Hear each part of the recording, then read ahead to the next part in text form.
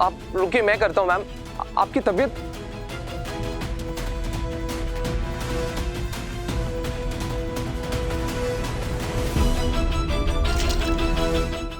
बिंदिया, मुझे आपसे कुछ बात करनी है। राघव जी कहिए, क्या कहना है आपको? I am really sorry. Veeru भैया ने जो कुछ भी किया, प्रीत ने जो कुछ भी कहा, प्लीज उस बात को अपने दिल से मत लगाइए। प्रीत के साथ जो कुछ भी हुआ उसके बाद वो रियांश को लेके ओवर प्रोटेक्टिव हो गई है बस। रीत जी को रियांश के लिए इतनी चिंता है या फिर वो जरूरत से ज्यादा इससे लगाव करने लगी हैं?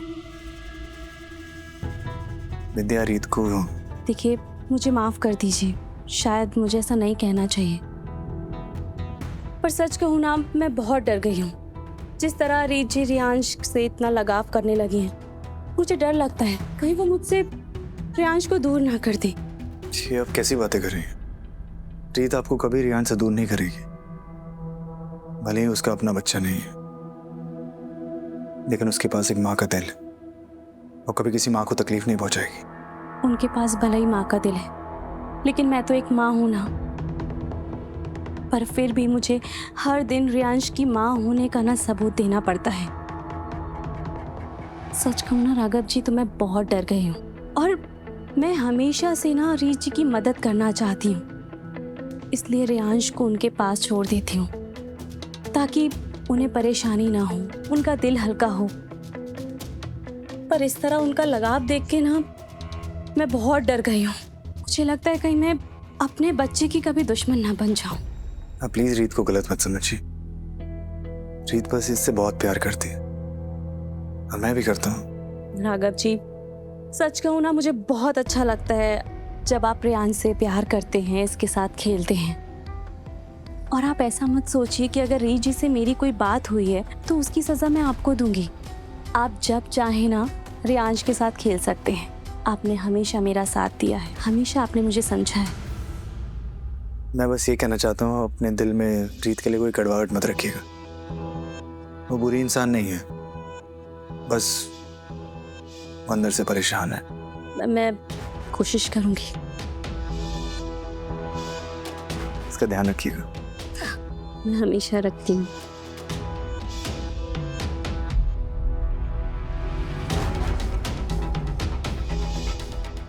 प्लान का असर हो रहा है।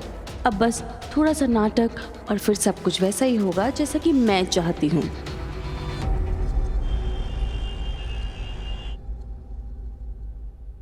डोंट वरी,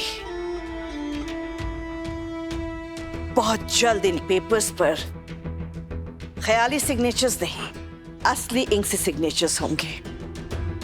आप ही का इंतजार था। तो कैसी रही उन्नति से मुलाकात? आपने जैसा कहा था ना, बिल्कुल वैसा ही रिएक्शन था उसका। लगता है शायद आपका प्लान काम कर जाएगा। जरूर काम करेगा, और उसका प्रूफ है ये कस्टडी पेपर्स जो अपने सामने रखकर तुम बैठे हो। एक शर्त है, जैसा जैसा मैं कहती जाऊं वैसा वैसा तुम करते जाना, और देखना बहुत जल्द जीत तुम्हारी झोली में होगी। हाँ, जीतूंगा तो मैं ही, क्योंकि उन्नति मुझे कमजोर लगी। उसकी ताकत, वो ध्रुव, वो जेल में है,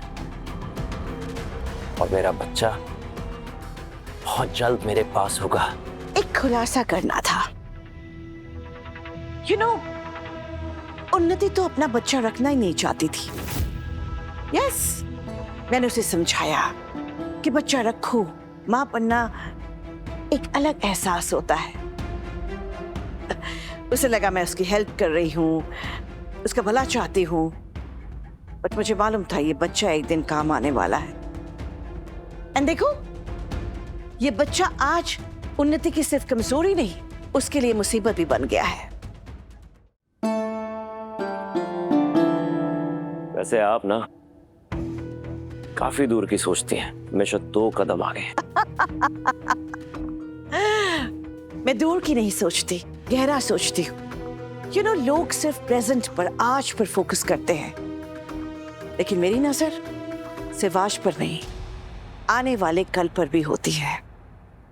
वैसे एक बात पूछूं? उस परिवार के साथ मेरी क्या दुश्मनी है, ये तो साफ है। पर आपकी उस परिवार के साथ क्या दुश्मनी है जो इतना वक्त, इतनी चालें, इतनी मेहनत किस लिए? है कुछ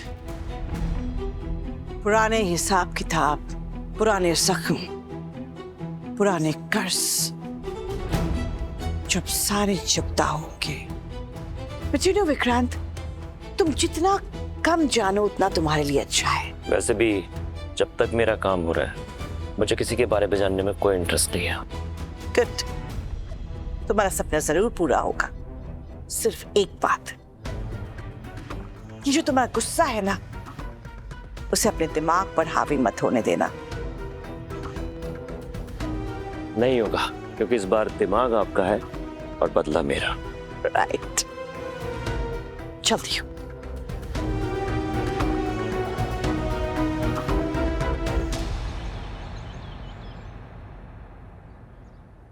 अरे मैडम, आप फिर से आ गई। अरे वाह रीत, तेरा फर्स्ट इंप्रेशन तो कमाल का होता है, लोग भूल ही नहीं पाते तुझे। अच्छा सुनो, हम लोग जर्नलिस्ट हैं, आपकी आवाज़ से ये कार्ड देखो। अब ना तुम्हारे पास दो ऑप्शन है। पहला कि तुम ये अपना सीसीटीवी है ना, इसका फुटेज हमें दिखाओ, या फिर हमारे पास दूसरा रास्ता भी है। सॉरी मैडम, मुझे पता नहीं था आप जर्नलिस्ट है। अब देख ले जो कुछ भी देखना है। दिखाओ। ये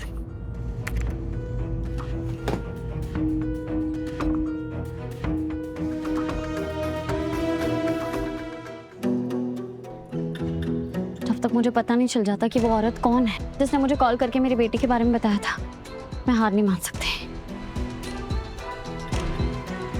थोड़ा सा रिवाइंड करना। हाँ ओके। ये किसी ने पोस्ट। हाँ, ये तो सीमा है। तू जानती है इसको?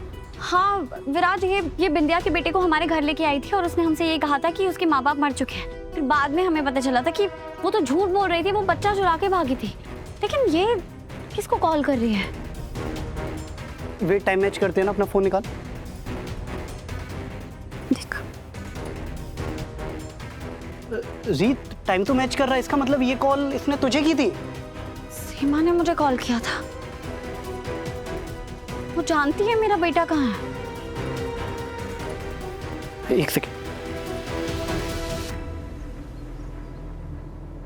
विराज, तू इसका मतलब समझ रहा है? इसका मतलब है कि मेरा बेटा सच में जिंदा है और सीमा को पता है वो कहाँ है। तभी तो उसने मुझे फोन किया था। उसने इतना डर के, इतना छुप के मुझे कॉल किया था। विराज, हमें किसी भी कीमत पे सीमा को ढूंढना होगा। सीमा है जो मुझे मेरे बच्चे तक पहुंचा सकती है।